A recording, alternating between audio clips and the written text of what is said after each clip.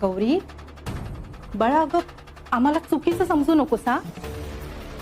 अगं नर्मदाशी अशा पद्धतीने बोलावं लागतं आम्हाला.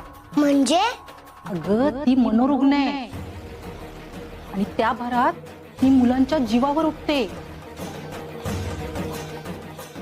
नाही, माझी आई असं कधीच करणार नाही. ती माझ्यावर खूप खूप खूप प्रेम करते.